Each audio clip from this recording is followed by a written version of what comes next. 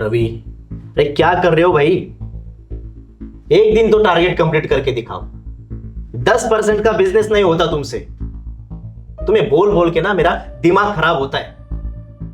लेकिन तुम हो, तुम्हें तो कोई फर्क ही नहीं पड़ता। अगर कल 20% से ज्यादा बिजनेस नहीं हुआ तो मैं तुम्हें काम से निकाल दूंगा। Are you got it? अरे कुछ तो बोलो मेरे बाप। हाँ नहीं, आर यू लिसनिंग मी?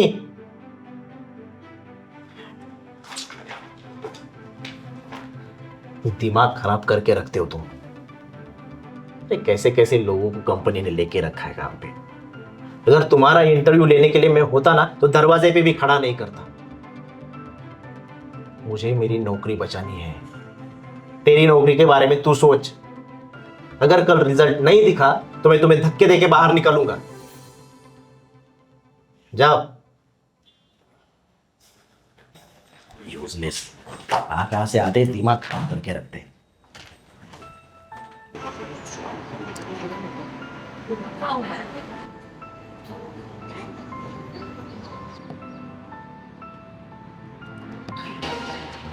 हैं? मुझे नहीं चाहिए। अरे लो यार, मैं इस चाय के पैसे तुमसे थोड़ी लेने वाली हूँ।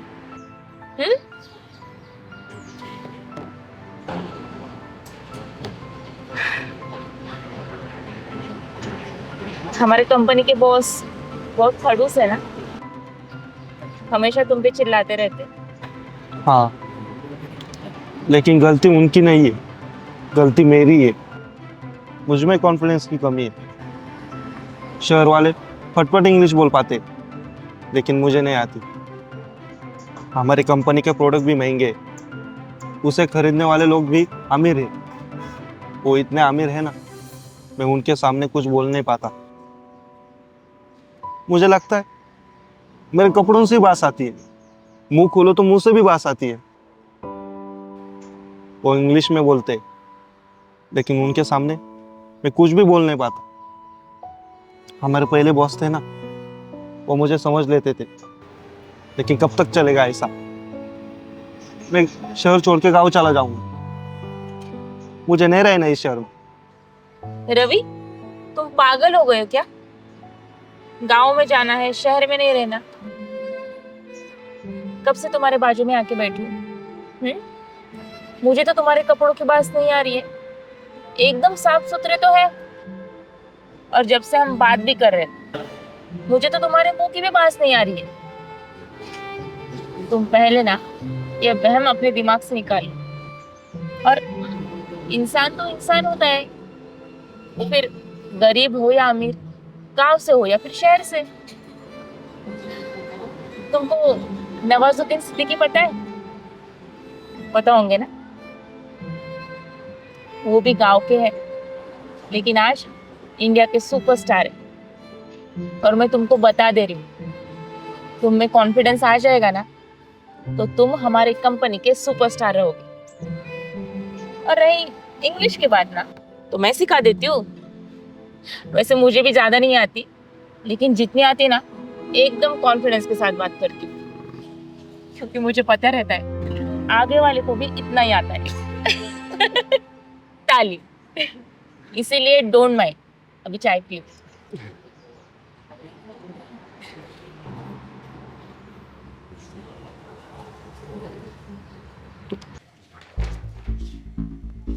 क्या है रणवीर? सिर्फ 8% से बिजनेस बढ़ाया है। नहीं सुधरोगे ना तो चलो निकलो अभी। क्या अभी निकलो। रवि, रुक जाओ।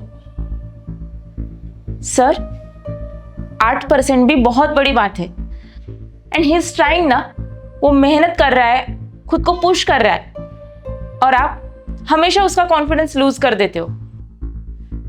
सर, आप देख रहे हो, जब से वो हमारे कंपनी में काम करने आया है तब से डरा डरा रहता है, हमेशा परेशान रहता है।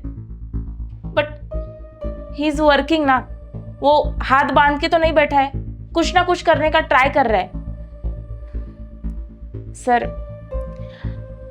एक बात बोलना चाहती हूँ, कॉन्फिडेंस हर किसी में पहले से नहीं होता, वो धीरे धीरे बिल्डअप होगा ना। और रवि गांव में पला बड़ा है, उसको यहाँ के इन्वायरमेंट में एडजस्ट होने के लिए थोड़ा तो टाइम लगेगा ना सर। आप एक बार उसे समझने की कोशिश करिए, आप उसको थोड़ा टाइम दीजिए, उसके साथ शांति से बात करिए। आप रोज रोज उस पर चिल्लाते हैं और काम के बारे में बोलते हैं, वो डिमोटिवेट हो जाता है। कैसे काम निकलेगा सर ऐसे? अभी अभी तो ज्वाइन हुआ है। सो आई रिक्वेस्ट यू, आप उसे प्लीज थोड़ा समझिएगा। आप देखना, वो हमारे कंपनी का सबसे ज्यादा सेल करने वाला एम्प्लॉय रहेगा, ट्रस्ट मी। ठीक है रवि, आई एम सॉरी, लेकिन मुझे भी कंपनी का ऊपर से प्रेशर होता है, तो फ्रस्ट्रेशन में आकर मैं उल्टी सीधी बात करता हूं।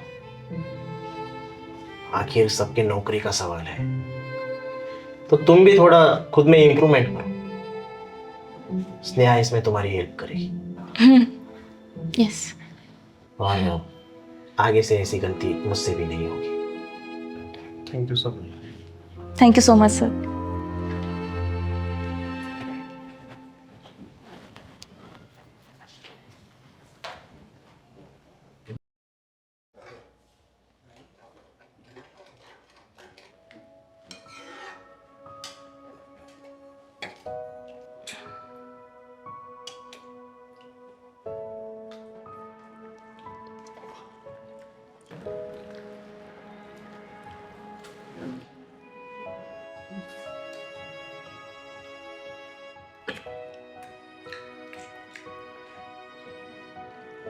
बाबूजी, सब्जी दूं?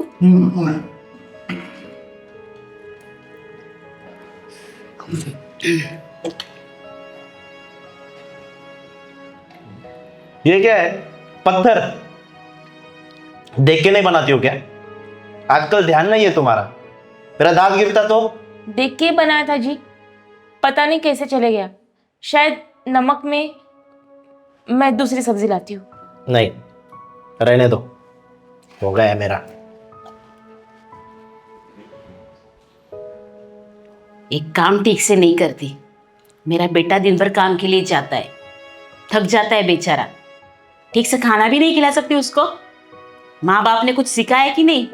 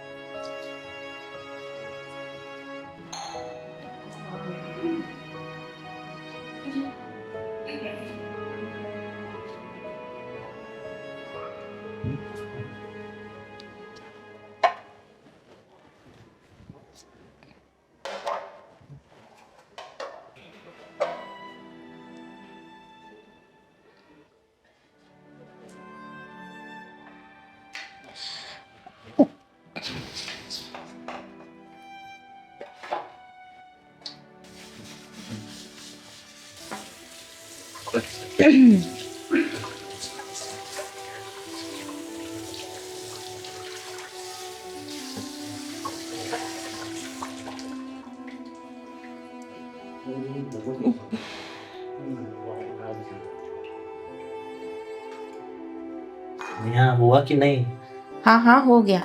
मम्मी पापा का इंतजार कर रहे हैं, बहुत भूख लगी। ला रही हूँ। चलो जल्दी। हाँ हाँ, चलो चलो।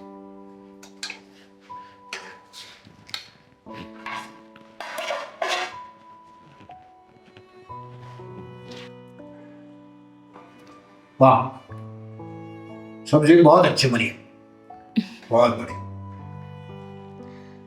माँ, कुछ दूँ?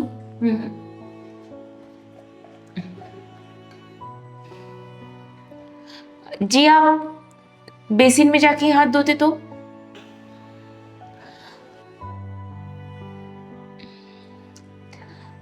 वो क्या है ना, आप लोग थाली में हाथ धोते हो, फिर मैं जब उठाती हूँ तो सारा पानी फर्श पर गिर जाता है और मुझे फिर से पोछा लगाना पड़ता है। आप खाते टाइम आपके छिलके, साल और निवाले ऐसे ही प्लेट के बाजू में डाल देते हो। वो जब मैं साफ करती हूँ तो मुझे खाना जाता ही नहीं बाद में। जब हम लोग हमारे घर में खाना खाते थे ना, तो सब लोग अपनी अपनी थाली साफ करते थे, अच्छे से धो के भी रखते थे। माफ कीजिएगा, बट हमारी ये छोटी छोटी चीजें ही हमारे संस्कार बताते हैं ना। आगे जाके हमारे बच्चे भी ऐसे ही करेंगे। और एक बात बोलना चाहती हूँ, आप लोग औरत को घर की लक्ष्मी समझते हो ना, तो उसके साथ वैसे ही पेश आओ ना। मैं ये नहीं बोल रही हूँ कि मैं काम नहीं करूंगी घर के, मैं सब काम करूंगी, लेकिन आप लोगों की थोड़ी मदद हो जाए तो अच्छा लगेगा। मैं भी आपको बिजनेस में थोड़ी मदद कर दूंगी, बस यही कहना चाहती थी।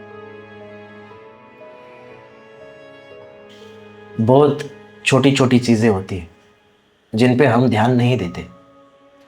पुरुषों को खुद की प्लेट साफ करना, खुद की अंडरवेयर धोना, इसमें कमी लगती है, लेकिन अगर हम ऐसा करते हैं तो इससे हमारे संस्कारों का पता चलता है। हमें सच में नारियों का सम्मान करना चाहिए। स्नेहा, आई एम सॉरी, दोबारा ऐसी गलती हमसे नहीं होगी, है ना बाबूजी? बिल्कुल।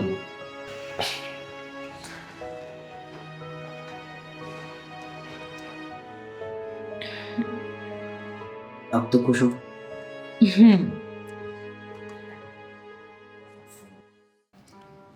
माँ, आप समझने की कोशिश तो करिए। शादी में फालतू का खर्चा करने से अच्छा है कि हम कोर्ट मैरिज करते हैं ना। वैसे भी शादी के लिए 10-12 लाख लग जाएंगे, और उतनी अमाउंट हम फ्लैट के लिए इन्वेस्ट करें तो योगी और मेरा घर बन जाएगा। बेटा, वो लोग कोर्ट मैरिज के लिए तैयार नहीं होंगे, खानदानी है ना।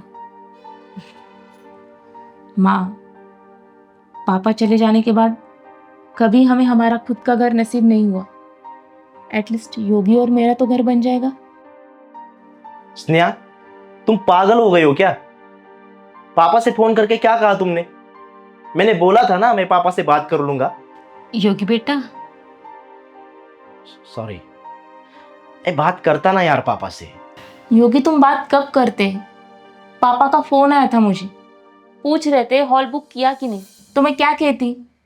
मैंने बोल दिया हम कोर्ट मैरिज करेंगे। पापा बहुत गुस्सा है यार। एक तो हम लव मैरिज कर रहे, ऊपर से तुमने कोर्ट मैरिज की बात कर दी। तो उसमें गलत क्या है योगी?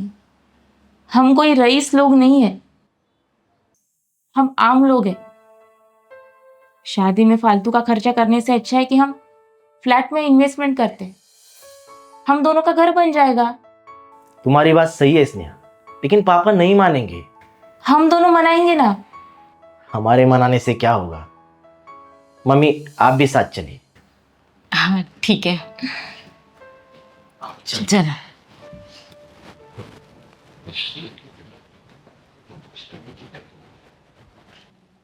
हमारा इतना बड़ा खानदान है, गांव में सब लोग क्या कहेंगे?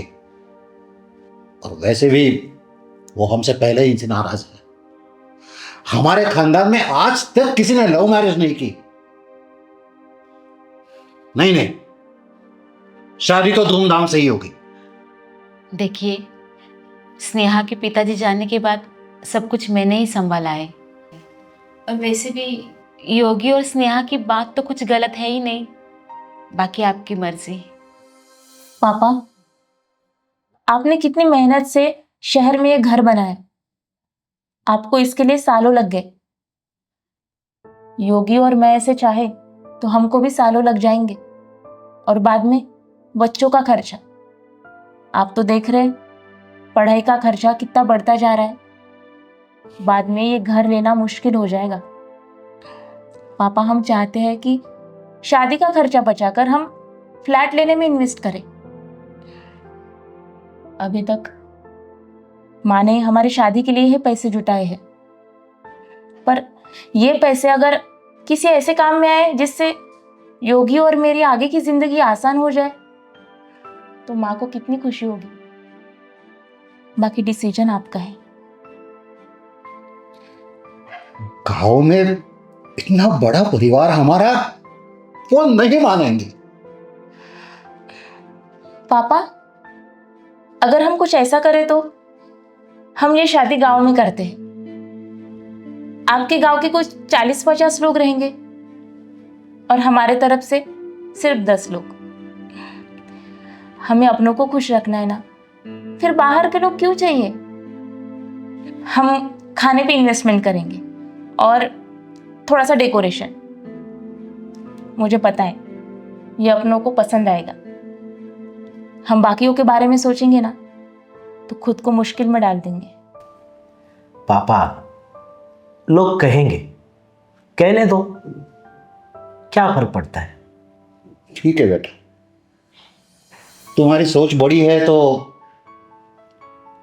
वैसे ही सही।